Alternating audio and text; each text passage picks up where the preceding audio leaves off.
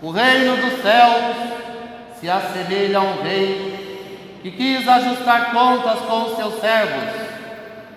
Quando começou a ajustá-las, trouxeram-lhe um que devia 10.000 talentos. Como não tivesse com que pagar, o Senhor ordenou que fosse vendido, ele, a mulher, os filhos e tudo o que tinha, para pagar a dívida. Mas o servo caiu de joelhos diante do Senhor e disse: Senhor, tem paciência comigo e te pagarei tudo. Compadecido, o Senhor o deixou ir embora e lhe perdoou toda a dívida. Esse servo, ao sair dali, encontrou um de seus companheiros de trabalho, que devia 100 denários. Agarrou-o pelo pescoço e o sufocava, dizendo: paga o que me deves. De joelhos, o companheiro lhe suplicava: tenha paciência comigo e te pagarei tudo. Mas ele não concordou e o fez ir para a cadeia até pagar a dívida. Ao ver isso, seus companheiros ficaram muito tristes e foram contar ao Senhor tudo o que havia acontecido. Então o Senhor o chamou e lhe disse: servo miserável e inútil, eu te perdoei toda aquela dívida, porque me suplicaste. Não devias também tu ter compaixão do teu companheiro, como eu tive compaixão de ti? Irado, o Senhor o entregou aos carrascos até que pagasse toda a dívida. Assim também fará convosco o meu Pai Celeste, se cada um de vós não perdoar o seu irmão de todo o coração.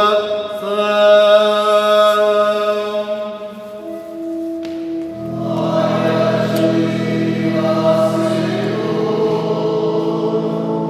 Glória a ti.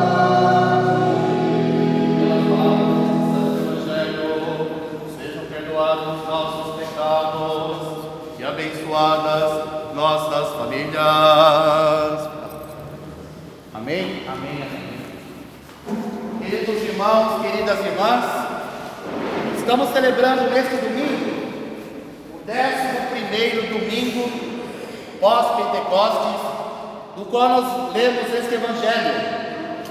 Também nesse domingo nós estamos celebrando o sufrágio das almas de Gregório e Helena, também de Denise Fernandes Tomasses, que a família está aqui presente. Dona Denise foi crismada por mim, foi recebida na igreja há 3 anos atrás, porém faz 2 anos do seu adormecimento. Estamos também celebrando por Antônio Geraldo Justino, também em sufrágio da sua alma, em sufrágio da alma de todos os fundadores da nossa igreja e de todos os nossos antepassados adormecidos. Estamos celebrando também esta liturgia pela saúde de Maria Cecília Gosoli e também do bebê Gabriel Liberati Rosa. O Evangelho de hoje é bem claro quando fala da nossa relação com o próximo ou quando fala da nossa relação com as coisas divinas. O Evangelho aqui não cita o nome da pessoa, mas esse texto que nós lemos hoje no Evangelho de Mateus também se repete de uma outra forma no Evangelho de Lucas e também no Evangelho de Marcos. Então Jesus faz uma parábola, faz uma analogia do que costumeiramente acontecia na época. Havia lá um senhor, um grande rei, que tinha muitos bens. E também ele tinha um servo que lhe devia muito. Alguns evangelhos falam em denários. É como se fosse toneladas de prata ou de ouro que este homem devia a este senhor. E ele não tinha como pagar. Era uma pessoa falida, não tinha condição alguma de pagar o que ele devia para aquele senhor. E ele chegou diante daquele senhor e suplicou, dizendo: olha, Senhor, perdoa toda a minha dívida, eu não tenho condições de pagar, tenha paciência comigo. Imediatamente o Senhor não lhe fez notas promissórias, imediatamente perdoou a sua dívida e mandou seguir a sua vida.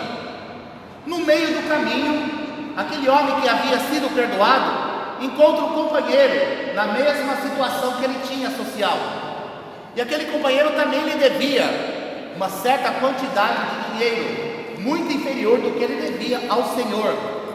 E aquele homem pega aquele seu companheiro, no texto do Evangelho de hoje não fala, mas em outros textos fala, e começa a esbofetear e fala: paga o que me deve, paga o que me deve, paga o que me deve. Pelo amor de Deus, companheiro, pelo amor de Deus, amigo, me dai um tempo que eu te pagarei tudo o que eu devo.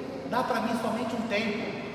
Não tem tempo algum, não tem mais o que recorrer à sua vida. Então, aquele homem mandou o seu companheiro para a cadeia, e os amigos do entorno do companheiro ficou sabendo que ele havia sido perdoado pelo Senhor, porém não havia perdoado o seu companheiro, e ficou sabendo ainda que aquele homem botou o seu companheiro na cadeia. Ou seja, uma vez que ele estava na cadeia, não tinha a mínima condição de pagar e saldar a dívida que ele tinha para o seu companheiro. E o Senhor ficou sabendo que ele havia feito isso, que não havia agido de misericórdia para com o seu companheiro, da mesma forma como o Senhor havia tido misericórdia para ele. Imediatamente chama aquele homem, lhe dá uma bronca, lhe dá um puxão de orelha e fala: olha, eu perdoei toda a sua dívida, uma dívida incalculável, e você não foi capaz de perdoar os poucos denários que o seu companheiro te devia. Aí, no texto de hoje não fala, mas em outros textos fala: então agora, como você não tem misericórdia, como você não tem espírito de perdão, como você não tem espírito de reconciliação, você será jogado às trevas exteriores, e ali haverá choro e ranger de dentes. É como eles entendiam a Geena, é como eles entendiam a vida pós-morte daqueles que não eram eleitos para ir para o reino dos céus. E o Senhor Jesus complementa: a misericórdia eu sempre quero. A lei da igreja sempre age com misericórdia.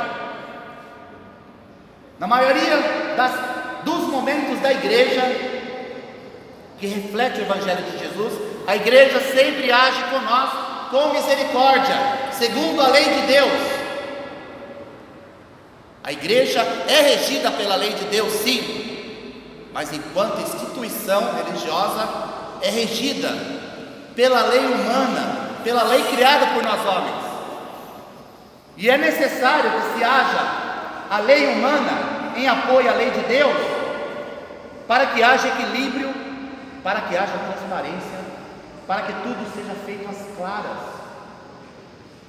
Nada na igreja é feito de forma escondida, exceto na igreja romana, na eleição papal. Na nossa igreja nada é feito às escondidas.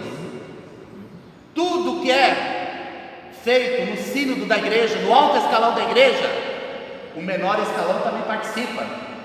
E se o menor escalão participa, logo nós que estamos na base da pirâmide também saberemos quais são as decisões religiosas tomadas pela igreja. Porém, a igreja, em qualquer lugar do mundo, é regido canonicamente pelas leis da igreja, para que se mantenha a disciplina eclesiástica da igreja, para que se mantenha o equilíbrio da igreja, mas também, por outro lado, é regido por leis humanas, natural. E quando uma lei humana da igreja começa a ser distorcida, a igreja tem que concorrer para que seja resolvida esse problema, o impasse humano. Resolvendo esse impasse humano, resolvemos também o impasse espiritual da divisão. Simples. Resolvendo o impasse humano, o impasse da divisão não existe. Assim como os falecidos que nós estamos aqui hoje celebrando a sua memória, Dona Denise e tantos outros, essas pessoas com certeza no seio da sua família trabalharam para a resolução dos impasses que aconteciam na família, trabalharam a favor pela comunhão da família, pela força da família. Isso é a vocação natural de qualquer ser humano, é trabalhar sempre pela paz, é trabalhar sempre pelo equilíbrio. E é dessa forma que nós entendemos que a instituição, que é uma coisa pública, uma res pública, ou tudo mais, deve ser conduzido. Não tem forma de falar ao contrário. O nosso dizer sempre seja sim, sim, não, não. Se nós sermos mornos na nossa opinião, se formos parciais na nossa opinião, é o que o Apocalipse deixa para nós a lição. Eu te vomitarei da minha boca. Você não serve para participar da igreja, você não serve para participar do reino de Deus. E como nós estamos falando aqui da memória dos falecidos, da memória das pessoas que adormeceram em Cristo e nos precederam na vida eterna, todos os domingos nós fazemos isso. Não tem um domingo que nós não celebramos a memória dos nossos antepassados falecidos. Quer eles mereçam, quer eles não mereçam. Não cabe a nós julgar esses pontos. Sempre nós celebramos a memória dos antepassados falecidos. Mas para celebrarmos a memória dos antepassados adormecidos em Cristo, nós temos que ter consciência que a nossa vida deve passar a vida sendo bênção na vida das pessoas, bênção no caminho das pessoas, segurança na vida das pessoas. E simplesmente é isso que o Evangelho quer. Porque senão o Senhor irá cobrar de nós a dívida e nós não teremos como que saldar a nossa dívida diante. Talvez o Senhor não haja com tanta misericórdia por nós, da forma como agiu com misericórdia com esse aqui do Evangelho de hoje. Pois bem, para concluir o que eu estou dizendo, a nossa igreja é regida por uma lei civil. E essa lei civil se faz no estatuto da igreja. A igreja tem um estatuto que tem que ser seguido, a igreja tem uma lei civil que deve ser seguida e obedecida. Ponto. Não há discussão. Por isso, como está havendo certos impasses no conselho administrativo da nossa igreja, infelizmente, está havendo certos impasses, está havendo certas divisões por opiniões divergentes no nosso conselho. Nós respeitamos a opinião de qualquer pessoa, mas desde que a sua opinião seja para a melhoria da nossa igreja, para o engrandecimento da nossa igreja, seja a favor dos interesses da nossa igreja, ou seja a favor dos interesses de cada um e de cada uma que frequenta essa igreja. Quando se chega no impasse e não tem acordo, não tem concordância, cada um tem a sua opinião e cada um protege a sua opinião de uma forma até grosseira, infelizmente é assim. O que o estatuto prevê, amparado pela lei, que nós façamos uma Assembleia Geral Extraordinária para que esse impasse seja resolvido mediante a opinião das pessoas que frequentam a igreja. Simples. Então o conselho comissionado da nossa igreja, que são as pessoas que foram comissionadas a trabalhar no conselho, fizeram um requerimento a mim, pedindo que se fosse realizada uma Assembleia Geral Extraordinária. E o requerimento tem o seguinte teor: na qualidade de membros comissionados do Conselho Administrativo da Igreja Ortodoxa São Jorge dos Santos e fiéis participantes desta igreja, somando-se a assinatura dos paroquianos da nossa igreja, viemos pedir ao nosso reitor, eu, supracitado, que através dos poderes que me são conferidos pelo segundo artigo do nosso Estatuto Social, como presidente ex officio do Conselho Administrativo, combinado com o artigo 19º e 45º, viemos requerer que seja convocada uma Assembleia Geral Extraordinária para a resolução de assuntos que são de interesse dos fiéis paroquianos da Igreja de Santos. Segue-se uma lista de assinatura com CPF, RG ou telefone do requerente desta petição. Então, a Ana está com esta listagem, ela faz parte do Conselho Comissionado da Igreja. Aqueles que quiserem que seja realizada uma Assembleia Geral Extraordinária para a resolução de problemas emergentes, conforme o nosso estatuto rege, vai se passar a cada um a lista e você é livre para assinar aceitando a Assembleia ou não assinar se você não aceita a Assembleia. Então ninguém está sendo coagido a assinar determinada lista. No entanto, está até sendo gravado o que eu estou dizendo aqui para dizer a realidade. Ninguém aqui é coagido a assinar determinada lista. Cada um irá passar a Ana mais o Domingos a cada um irá falar, quer participar? Então nós faremos essa Assembleia Geral Extraordinária oportunamente e faremos a divulgação do edital da Assembleia e da ordem do dia, conforme rege o nosso estatuto. Que cada um e cada uma tenha um ótimo domingo, abençoado domingo. Eu acredito que a maioria dos que estão aqui presentes estão de acordo com a instalação desse pleito, desta Assembleia, para que retorne a igreja nossa numa paz de relação entre as pessoas e a nossa igreja caminhe tranquilamente dentro do nosso objetivo, dentro da nossa vocação, que é glorificar a Deus com a nossa vida. A vocação da igreja é nós glorificarmos a Deus com a nossa vida. E nós temos que ter condições para glorificar a Deus com a nossa vida. Não temos que ficar com a nossa mente focada em outras coisas que não seja glorificar a Deus com a nossa vida. É isso que pede a ortodoxia. Louvado seja nosso Senhor Jesus Cristo. Sempre seja louvado. Vamos lá.